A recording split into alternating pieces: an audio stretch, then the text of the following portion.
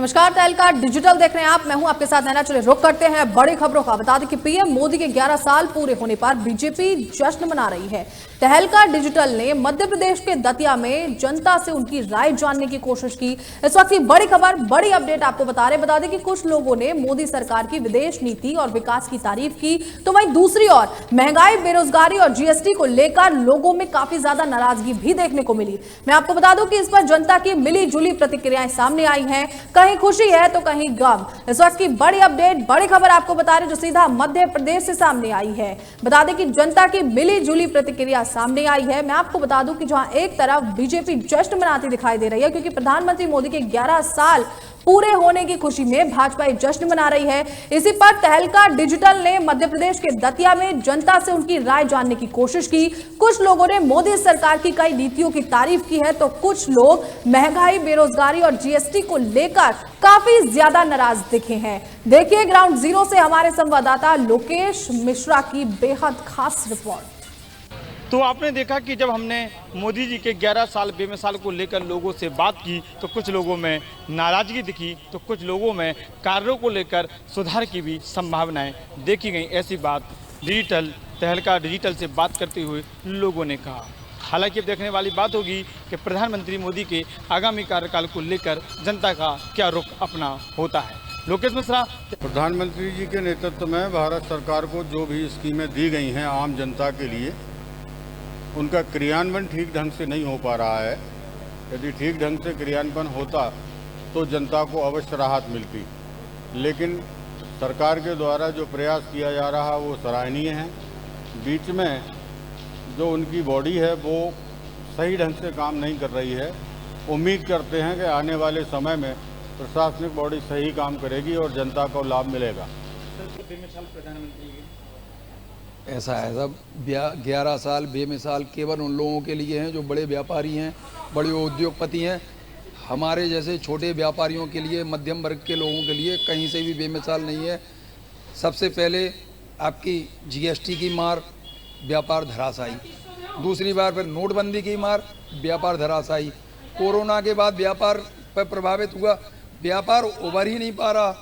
व्यापारी अपने खर्चे, निजी दुकान के खर्चे नहीं निकाल पा रहा और उनकी नज़रों में वो बेमिसाल है केवल जो बड़े व्यापारी हैं। तो इस वक्त हम दतिया के किला चौक पर खड़े हुए हैं और बात करते हैं प्रधानमंत्री के 11 साल बेमिसाल को लेकर आखिर दतिया के स्थानीय व्यापारी एवं लोगों का क्या कुछ कहना है। तो चलिए हमारे साथ देखिए मोदी जी के 11 साल बेमिसाल को लेकर जनता का क्या कहना है।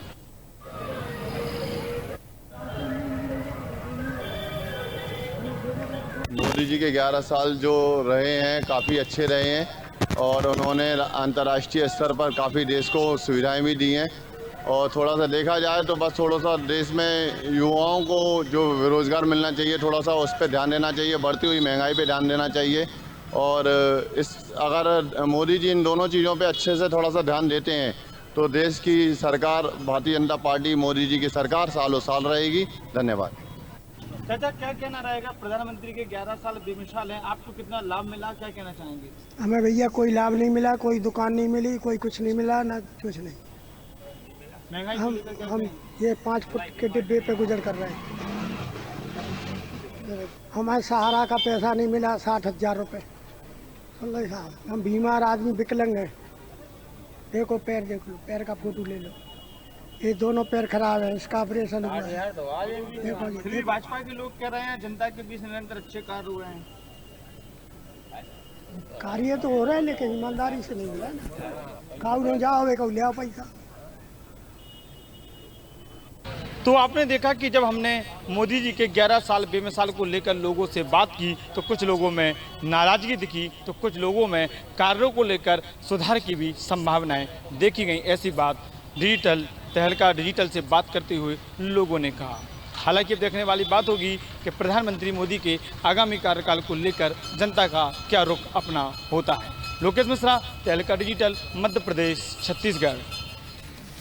चलो रुक करते हैं अगली बड़ी खबर का। बता दें कि मध्य प्रदेश में सीएम डॉक्टर मोहन यादव 13 जून को बरेली के थाना ग्राउंड में सभा को संबोधित करने के लिए आ रहे हैं। दौरे से पहले स्वास्थ्य मंत्री नरेंद्र पटेल ने तैयारियों का जायजा लिया है। 350 करोड़ की स्वास्थ्य परियोजनाओं का लोकार्पण और शिलान्यास किया जाएगा, ऐसी खबर सामने आई है। इस वक्त की बड़ी खबर, बड़ी अपडेट आपको बता दें कि मुख्यमंत्री डॉक्टर मोहन यादव तिरंगा यात्रा में भी शामिल होंगे और मूंग खरीद को लेकर किसानों के लिए बड़ी घोषणा वो कर सकते हैं। इस वक्त की बड़ी खबर आपको बता दें जो सीधा मध्य प्रदेश से सामने आ रही है। मुख्यमंत्री डॉक्टर मोहन यादव के बरेली दौरे से पहले क्षेत्र में तैयारियों को लेकर स्वास्थ्य राज्य मंत्री नरेंद्र शिवाजी पटेल का बड़ा बयान भी सामने आया। उन्होंने संकेत दिया कि मुख्यमंत्री किसानों के लिए मूंग खरीद को लेकर कोई बड़ी घोषणा कर सकते हैं। स्वास्थ्य मंत्री नरेंद्र पटेल ने प्रेस कॉन्फ्रेंस कर बताया कि मुख्यमंत्री डॉक्टर मोहन यादव 13 जून को रायसेन जिले के उदयपुर तहसील के बरेली नगर में आयोजित कार्यक्रम में शामिल होने वाले हैं। इस दौरान वो करीब 350 करोड़ रुपए की स्वास्थ्य सेवाओं से जुड़ी परियोजनाओं का लोकार्पण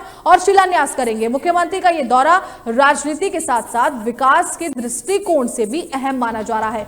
डॉक्टर मोहन यादव थाना ग्राउंड बरेली में आयोजित सभा को संबोधित करेंगे और हेलीपैड से थाना ग्राउंड तक तिरंगा यात्रा में भी भाग लेंगे। इस यात्रा के दौरान 108 स्थानों पर स्वागत की तैयारी की गई है। स्वास्थ्य राज्य मंत्री नरेंद्र शिवाजी पटेल ने बताया कि कार्यक्रम के दौरान किसानों के लिए मूंग खरीद को लेकर बड़ी घोषणा संभव है, जिस पर विचार किया जा रहा है। तो इस वक्त की बड़ी खबर आपको बता दें सीधा मध्य प्रदेश से सामने आ रही है। बता दें कि 350 करोड़ की स्वास्थ्य परियोजनाओं का लोकार्पण और शिलान्यास किया जाएगा। मुख्यमंत्री डॉक्टर मोहन यादव तिरंगा यात्रा में शामिल होने वाले हैं। मूंग खरीद को लेकर किसानों के लिए बड़ी घोषणा हो सकती है।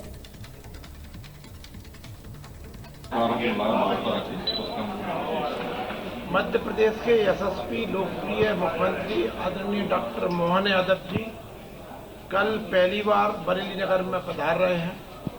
साथ में जो ऑपरेशन सिंदूर की अपार सफलता मिली है उसके लिए हमारे बरेली के नागरिकों ने पहले तिरंगा यात्रा तय की थी, परंतु तिरंगा यात्रा हमारे एक वरिष्ठ नेता के निधन के कारण स्थगित कर दी गई थी। उस तिरंगा यात्रा को हमने 13 जून तय की थी कि 13 तारीख को तिरंगा यात्रा करेंगे। हमारे यशस्वी लोकप्रिय मुख्यमंत्री इस तिरंगा यात्रा में सम्मिलित होंगे। हमने अपने पूरे क्षेत्रवासियों से निवेदन किया है कि हमारी भारतीय सेना के शौर्य और पराक्रम का अभिनंदन करने के लिए, वंदन करने के लिए, प्रणाम करने के लिए सब लोग इस तिरंगा यात्रा में सम्मिलित हों। तो बड़ी संख्या में, बहुत जोश के साथ में, उत्साह के साथ में हमारे नागरिक इसमें सम्मिलित हो रहे हैं। 108 से अधिक इसके लिए हमारे बरेली के और स्थानीय संस्थाओं के प्रतिनिधियों ने मंच बनाए हैं, सजाए हैं। भारत माता के और भांति भांति के उसमें प्रदर्शन होंगे।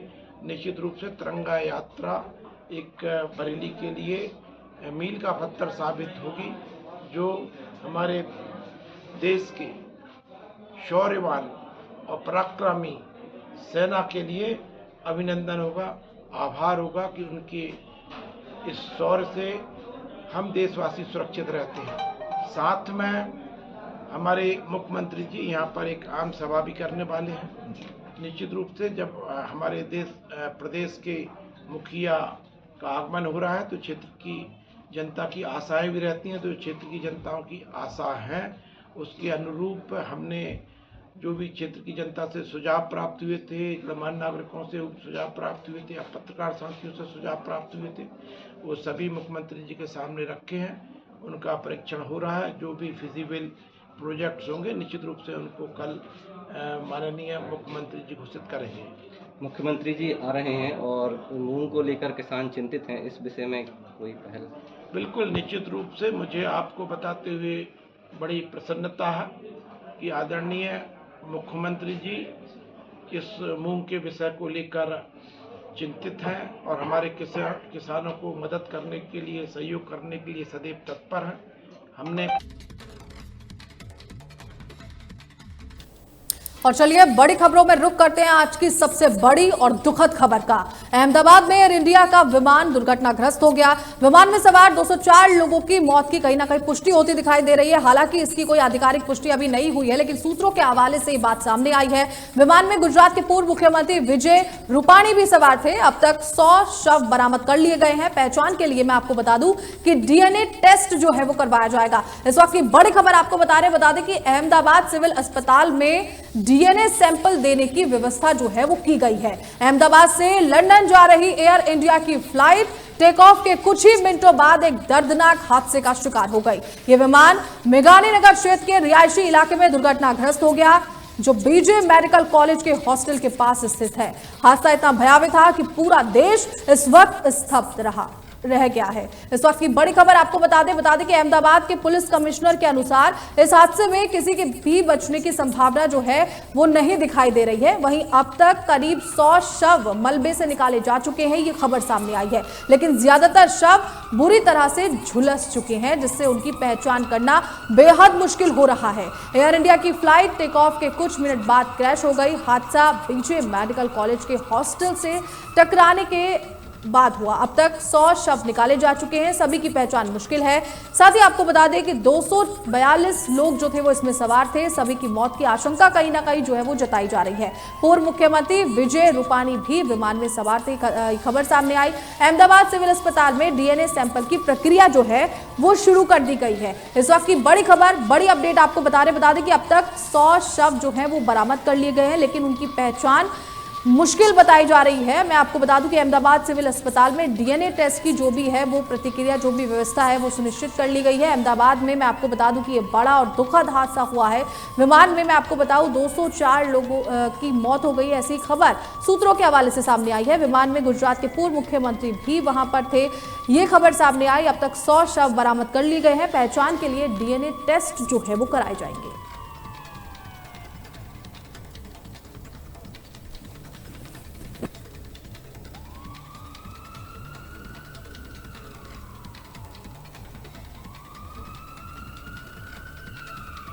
तो इस वक्त की बड़ी खबर आपको बता दें कि ये भी खबर सामने आ रही है कि जो पूर्व मुख्यमंत्री इस विमान में विराजमान थे, उनका जो है वो देहांत हो चुका है। ये बड़ी अपडेट और बड़ी खबर सामने आई है। बड़ी खबरों में फिलहाल इतना ही। खबरों को देखने के लिए बने रहें तहलका डिजिटल के साथ। नमस्कार।